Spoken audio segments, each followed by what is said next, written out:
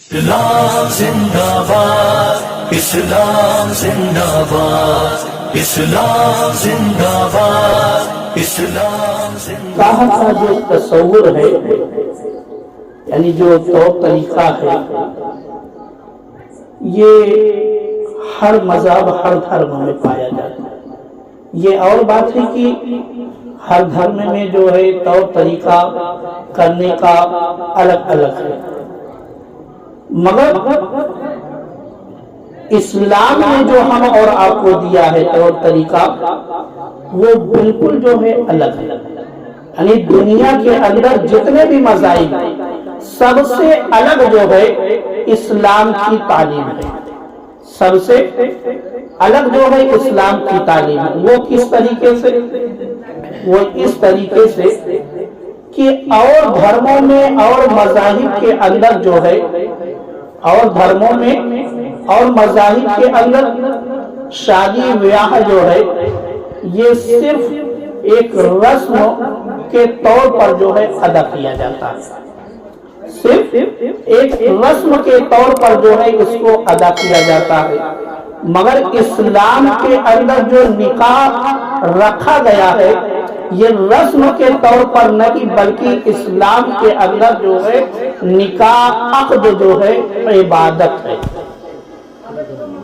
نکاح عقد جو ہے یہ عبادت ہے، اور صرف عبادت ہی نہیں بلکہ یہ میرے آقا کی سنت مبارکہ بھی، اور صرف سنت مبارکہ ہی نہیں بلکہ جب ایک اہل ایمان جو ہے نکاح کرتا ہے وہ اللہ اور اس کے رسول کے فرمان پر عمل کرتا ہے، اللہ اور اس کے رسول کے فرمان پر عمل کرتا ہے اور عبادت ادا کرتا ہے نکاح کی شکل میں، نکاح کی شکل میں۔ تو اب اسلام نے جو ہم کو نکاح یا عقد دیا ہے عبادت کی شکل میں دیا ہے، عبادت کی شکل میں دیا ہے، تو اب ہم جب دنیا کے اندر کوئی اور عبادت بجا لاتے ہیں تو اسلام نے اس کے لیے جو ہے ہمیں ایک نظام دیا، ایک نظام دیا، قانون دیا کہ تم کو جو ہے عبادت سے پہلے اس چیز کا اہتمام کرنا ہے۔ جیسے مثال کے طور پر جب ہم نماز کا ارادہ کرتے ہیں یعنی نماز پڑھنے کے لیے تیاری کرتے ہیں تو پہلے اہتمام کرتے ہیں کس چیز کا؟ پہلے یہ دیکھتے ہیں کہ ہمارا جسم جو ہے پاک ہے کہ نہیں، ہمارا لباس پاک ہے کہ نہیں، ہم جس جگہ پر نماز ادا کرنے جا رہے ہیں وہ جگہ پاک ہے کہ نہیں۔ اس طریقے سے ہم جو ہے عبادت ادا کرنے سے پہلے اہتمام کرتے ہیں، اہتمام کرتے ہیں، کیونکہ اسلام نے ہم کو عبادت سے پہلے ایک نظام دے دیا ہے کہ تم جب عبادت کرنے کا ارادہ کرو تو ان چیزوں کا اہتمام کرو۔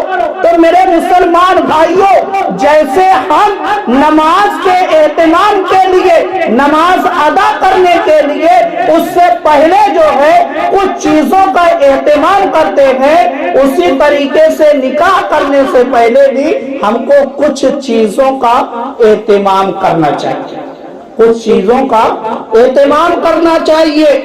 پہلے دیکھ لینا چاہیے کہ ہم جس کے ساتھ نکاح کرنے جا رہے ہیں کیا وہ جو میرے آقا نے بتایا ہے اس تعلیمات پر وہ شخص، وہ لڑکی یا وہ لڑکا جو ہے اترتا ہے کہ نہیں۔ کیونکہ میرے آقا نے حضرت ابو ہریرہ کو یہ تعلیم دی کہ اے ابو ہریرہ، کچھ لوگ جو ہے نکاح مال دیکھ کر کرتے ہیں، کچھ لوگ نکاح جو ہے مال دیکھ کر کرتے ہیں، کچھ لوگ جو ہے حسب و نسب دیکھ کر کرتے ہیں، اور کچھ لوگ جمال دیکھ کر کرتے ہیں۔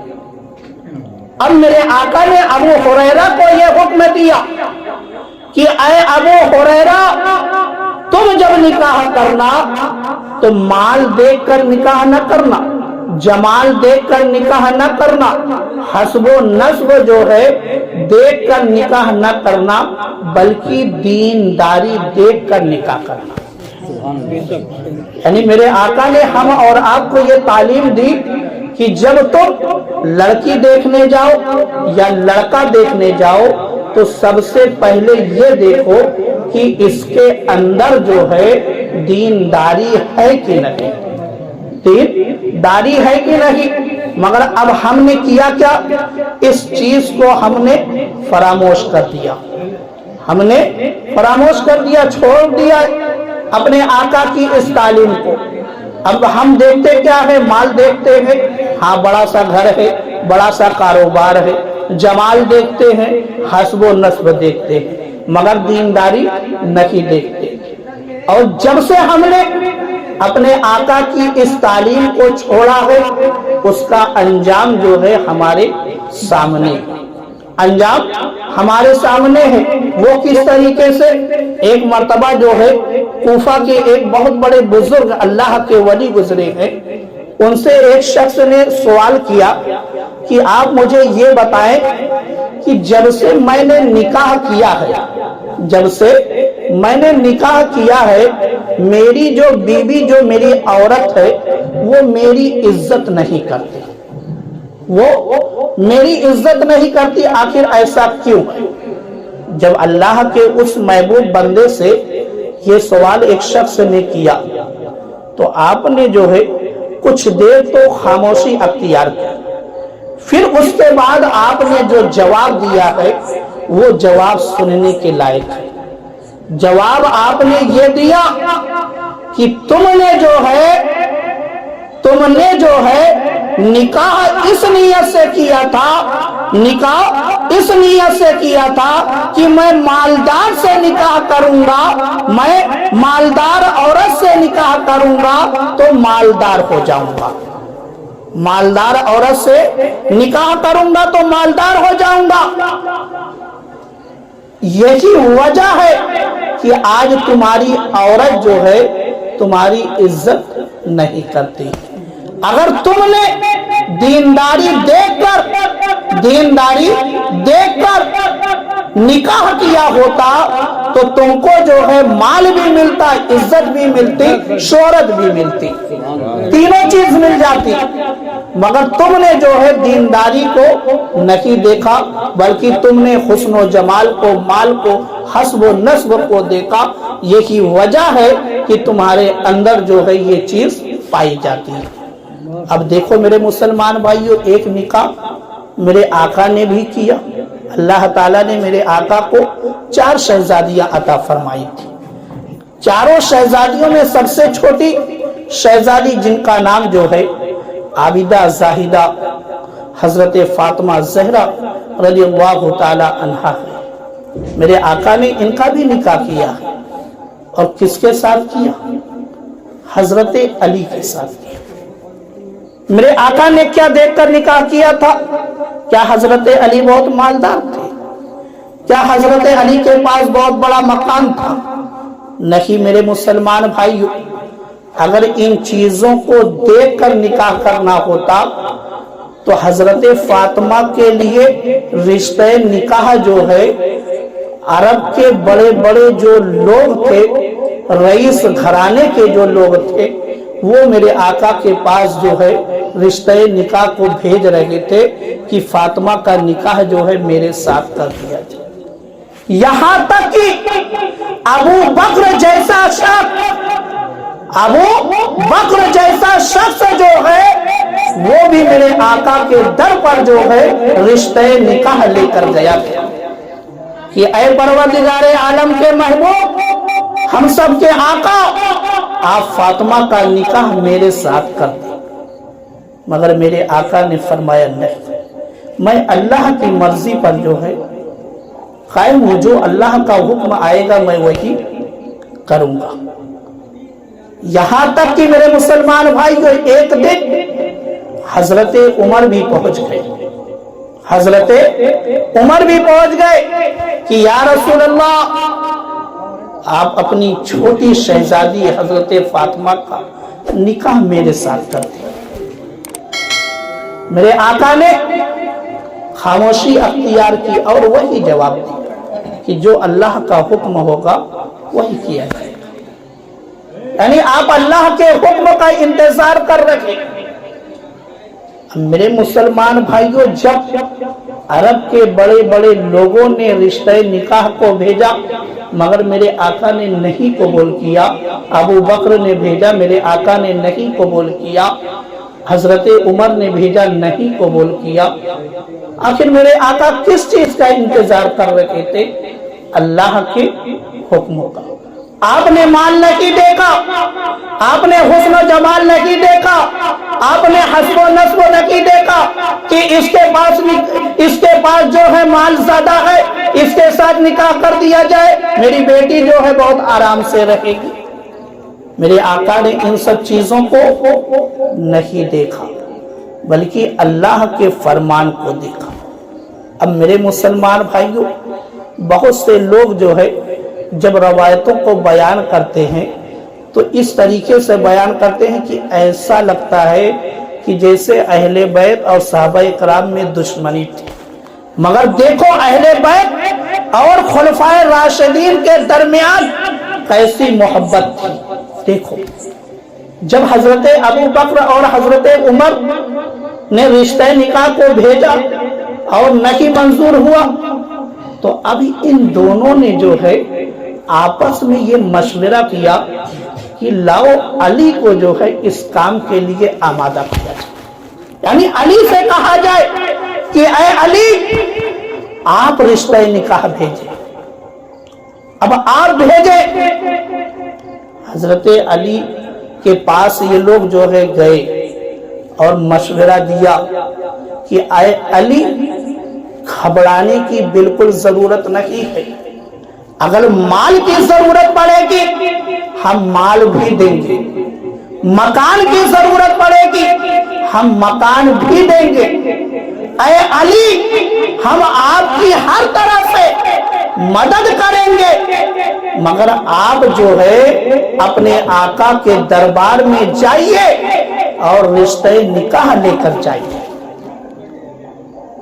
اب حضرت علی نے تو شروع میں پہلے کہا کہ اے میرے بھائی ابو بکر، آپ تو میرے حالات کو جانتے ہی ہیں، میں کماتا ہوں کھاتا ہوں، بظاہر آپ کی یہ کیفیت تھی، ورنہ اللہ نے تو آپ کو ایسا سخی بنایا ہے، ایسا سخی بنایا ہے کہ ہاتھ پر پھونک مار دیں تو ہاتھ میں سونے کا سکہ آ جائے۔ یہ تو بظاہر تھا، ہم اور آپ کے لیے درس کے لیے حضرت علی نے ایسی زندگی کو اختیار کیا تھا۔ تو حضرت ابو بکر نے حوصلہ بڑھایا، حضرت عمر نے حوصلہ بڑھایا اور لے کر گئے، یعنی حضرت علی کو وہاں تک جانے کے لیے آمادہ کیا۔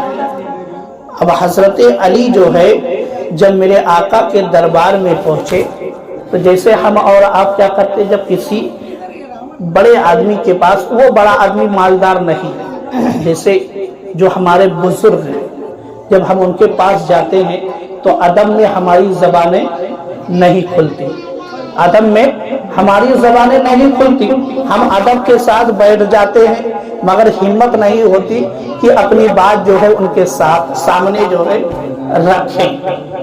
اب حضرت علی میرے آقا کے دربار میں گئے، اس وقت جو ہے میرے آقا حضرت ام سلمہ کے حجرے میں موجود تھے، حضرت ام سلمہ کے حجرے میں موجود تھے۔ حضرت علی نے جو ہے دروازے پر آواز دی، حضرت علی نے دروازے پر آواز دی، حضرت ام سلمہ نے پوچھا کون؟ میرے آقا نے جواب دیا کہ اے ام سلمہ، یہ وہ آیا ہے تمہارے دروازے پر، وہ آیا ہے جو اللہ و رسول سے محبت کرتا ہے اور جس سے اللہ اور اس کا رسول بھی محبت کرتا ہے۔ ابھی دروازہ کھلا نہیں ہے، علم غیب کا انکار کرنے والے وہ سوچے دروازہ نہیں کھلا ہے، میرے آقا نے دیکھا نہیں ہے دروازے پہ کون آواز دے رہا، مگر میرے آقا بتا رہے کہ میرا بھائی علی آیا ہے، جس کو میں نے دنیا میں بھی اپنا بھائی بنایا ہے اور آخرت میں بھی اپنا بھائی بنایا ہے، وہ میرا بھائی علی آیا ہے دروازے پر۔ میرے آقا نے کہا کہ اے ام سلمہ دروازہ کھول دو۔ ام المومنین نے دروازہ کھول دیا۔ اب حضرت علی آئے اور بیٹھ گئے، مگر ہمت آپ کی نہیں ہو رہی کہ آپ جو ہے اپنے مقصد کو بیان کریں، اپنے مقصد کو بیان کریں۔ میرے آقا نے پوچھا علی کیا بات ہے، کوئی کام ہے؟ ابھی بھی حضرت علی خاموش۔ جب حضرت علی نے کوئی جواب نہیں دیا تو میرے آقا نے خود کہنا شروع کر دیا۔ میرے آقا نے خود کہنا شروع کر دیا، کیونکہ میرے آقا کی نظروں سے جو ہے ہم اور آپ کے دلوں کے راز پوشیدہ نہیں ہے، بلکہ یہاں تک کہ میرے آقا ہمارے خشوع کو بھی جانتے ہیں اور خضوع کو بھی جانتے ہیں، یعنی جو ہم سوچتے ہیں اس کو بھی میرے آقا جانتے ہیں اور جو ہم کرتے ہیں اس کو بھی میرے آقا جانتے ہیں۔ میرے آقا نے کہا کہ علی تم رشتہ نکاح کے لیے آئے ہو؟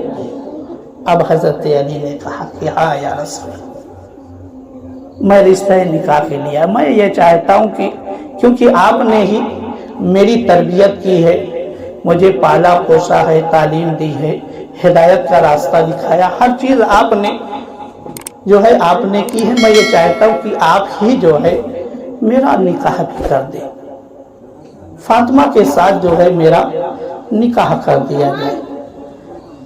اب یہاں سے میرے مسلمان بھائیوں وہ بات بتاتا ہوں، شاید کچھ لوگوں کو جو ہے ہضم نہ ہو۔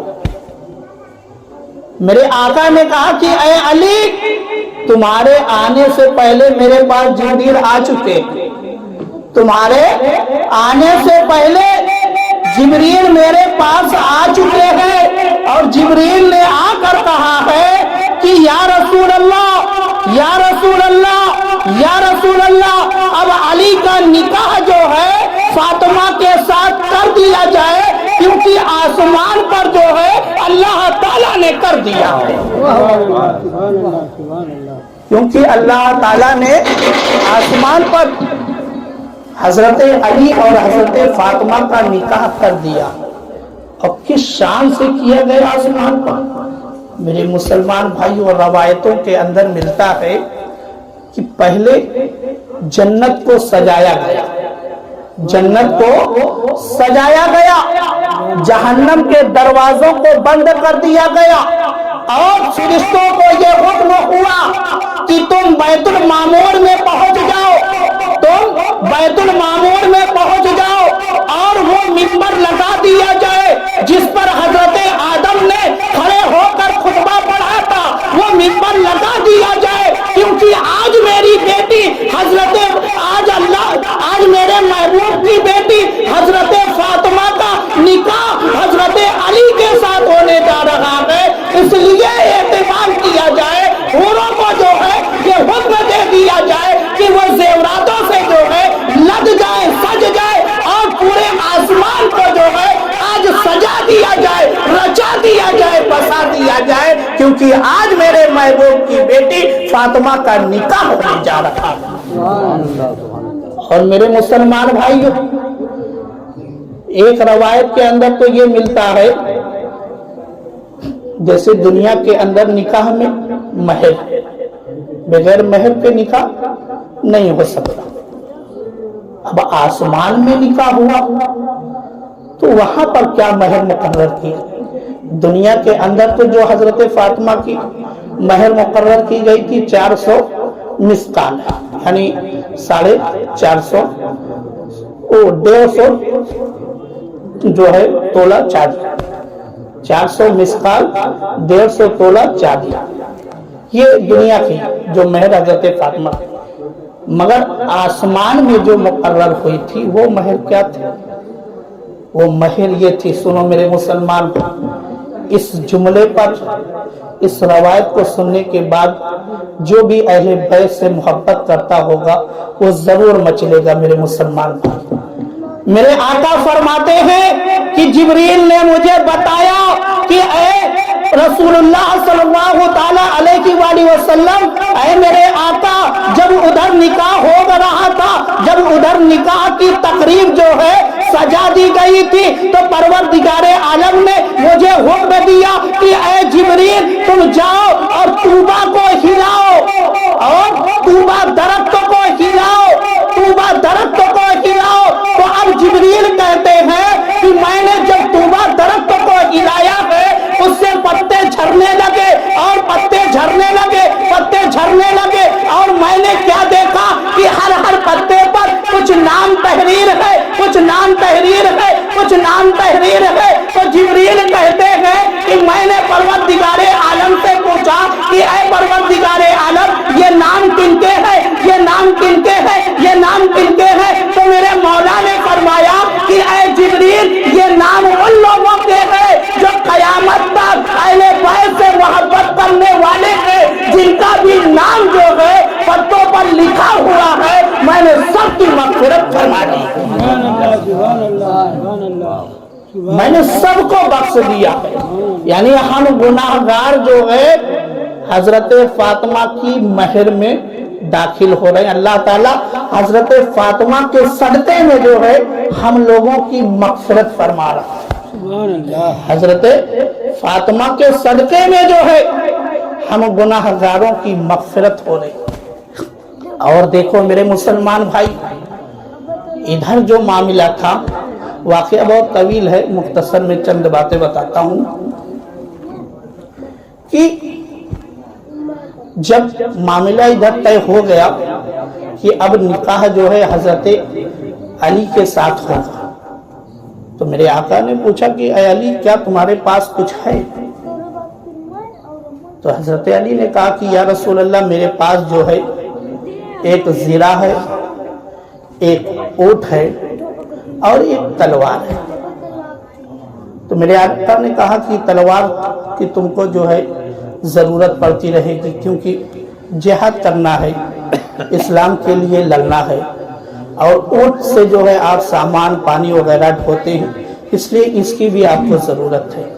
آپ زرہ کو لے جائیں اور بازار میں لے جا کر جو ہے بیچ دیں، تاکہ اس سے جو ہے مہر کی رقم بھی ادا کی جا سکے، اور جو نکاح کے ضروریات ہیں، یعنی جو سامان نکاح میں لگتے ہیں، وہ بھی خریدے جا سکے۔ اب حضرت علی زرہ لے کر بازار میں پہنچ گئے۔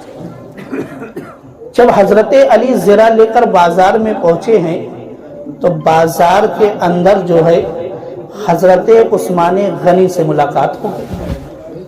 حضرت عثمان غنی سے ملاقات ہو گئی۔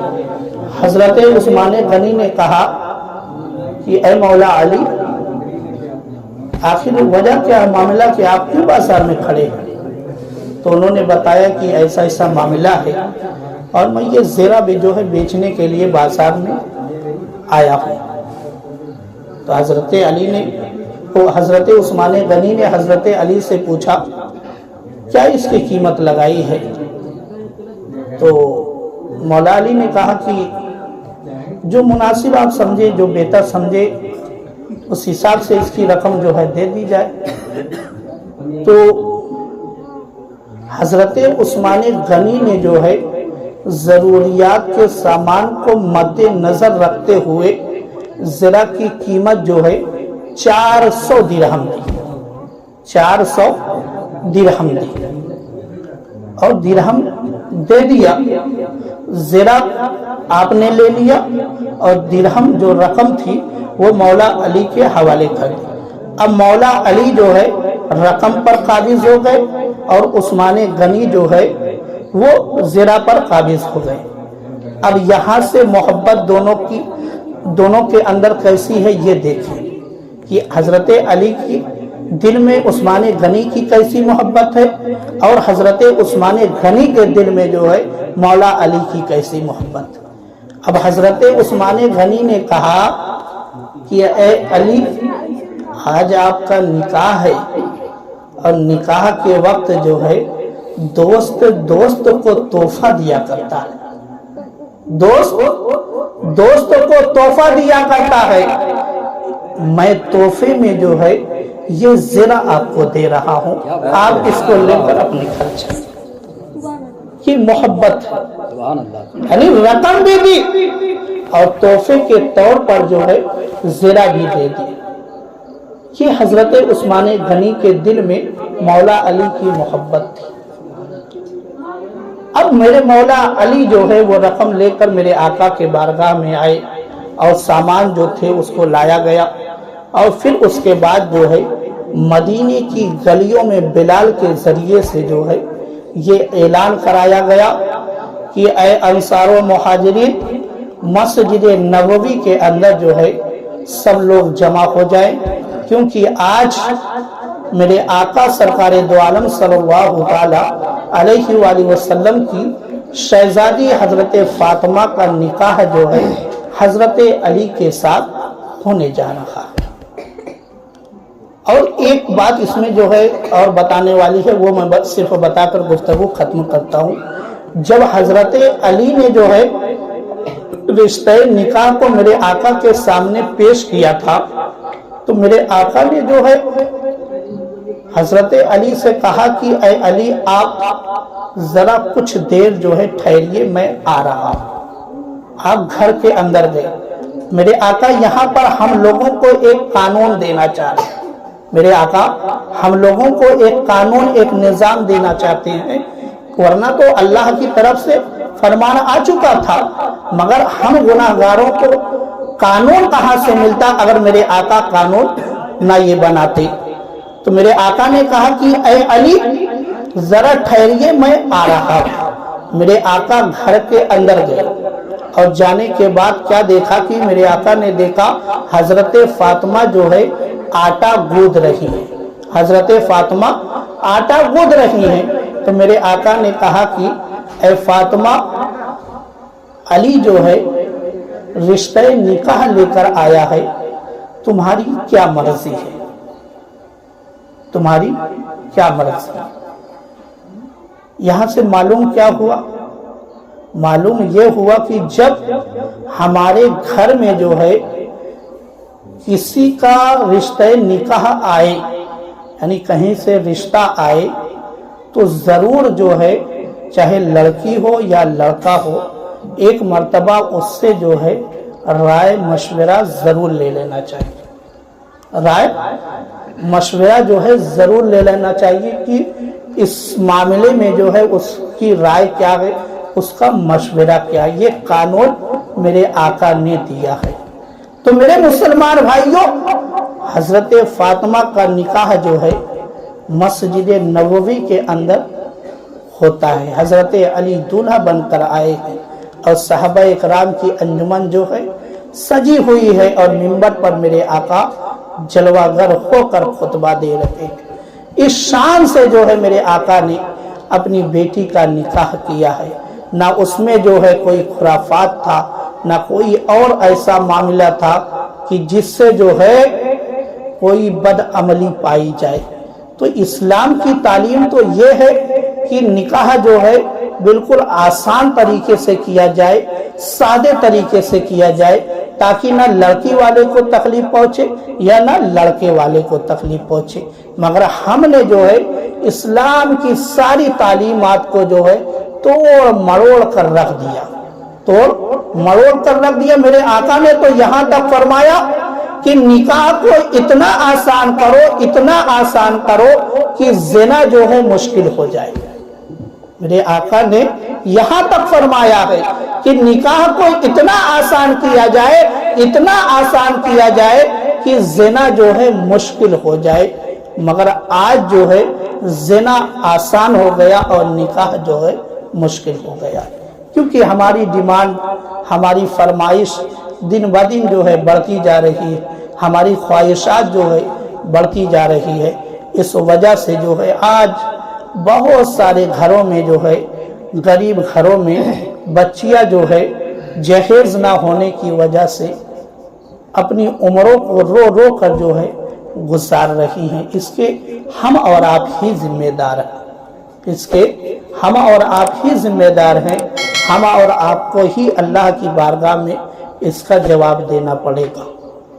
معلوم ہے جو آج ہماری بچیوں کو مرتد کیا جا رہا ہے بہت تیزی کے ساتھ، یہاں تک کہ لاکھوں سے جو ہے زیادہ کی تعداد ہو چکی ہے، اس میں بھی ایک راز یہی ہے، ہم اور آپ ہی اس کے ذمہ دار ہیں۔ کیونکہ ایک لڑکی کا ویڈیو جو ہے وائرل ہوا تھا، اس سے جب یہ پوچھا گیا تھا کہ آخر تم نے یہ قدم کیوں اٹھایا، آخر تم نے یہ قدم کیوں اٹھایا، تو اس بچی نے یہی کہا تھا کہ میری عمر جو ہے اتنی ہو چکی ہے کہ 30 سے میں 40 کے درمیان ہو چکی ہوں، مگر جہاں سے بھی میرا رشتہ آتا تھا سب کی یہی فرمائش ہوتی تھی کہ جہیز کے اندر مجھے یہ چاہیے، یہ چاہیے، یہ چاہیے۔ اور میرا باپ جو تھا وہ اتنا غریب تھا کہ ان کی فرمائش کو جو ہے پوری کرنے کی طاقت نہیں رکھتا تھا۔ تو جب میرا کہیں سے رشتہ ہی سیٹ نہیں ہوا اور میری عمر جو ہے گزرتی جا رہی تھی، اس لیے میں نے مجبوراً جو ہے یہ قدم اٹھا لیا۔ سامنے والے نے جو ہے مجھے لالچ دیا اور میں اس کے لالچ میں جو ہے بہک کر میں نے یہ قدم اٹھا لیا۔ تو معلوم کیا ہوا، اس کے بھی ہم اور آپ ہی ذمہ دار ہیں، ہم اور آپ ہی ذمہ دار ہیں۔ میرے مسلمان بھائیوں، اسلامی تعلیمات کو اپنائیں اور اس پر عمل کرنے کی کوشش کریں، اور رشتہ نکاح کو جہاں تک ہو سکے آسان ہی کرنے کی کوشش کی جائے۔ اللہ تعالیٰ کی بارگاہ میں دعا ہے کہ مولا تعالیٰ ہم سب کو جو ہے عمل کرنے کی توفیق عطا فرما۔ اے پروردگار عالم، کل جو تیرے محبوب ہم سب کے آقا سرکار دو عالم صلی اللہ تعالی علیہ وآلہ وسلم کی پیاری پیاری سنت مبارکہ ادا ہونے جا رہی ہے، مولا اسے جو ہے اپنی بارگاہ میں قبول و مقبول فرما، اور زوجین کے درمیان جو ہے الفت و محبت پیدا فرما، زوجین کے درمیان الفت و محبت پیدا فرما، زوجین کے درمیان الفت و محبت پیدا فرما، اور ان کو جو ہے نیک صالح اولاد عطا فرما، اور تا عمر تا حیات جو ہے خوشی اللہ اور اس کے رسول کے فرمان پر عمل کرتے ہوئے زندگی گزارنے کی توفیق عطا فرما۔ اے پروردگار عالم، میرے کہنے میں یا لوگوں کے سننے میں کسی بھی طرح کی کوئی لفظ یا غلطی ہوئی ہو، مولا اسے معاف فرما کر اس بزم پاک کو اپنی بارگاہ میں قبول و مقبول فرما۔ سبحان ربک رب العزت عما یصفون وسلام علی المرسلین والحمد للہ رب العالمین۔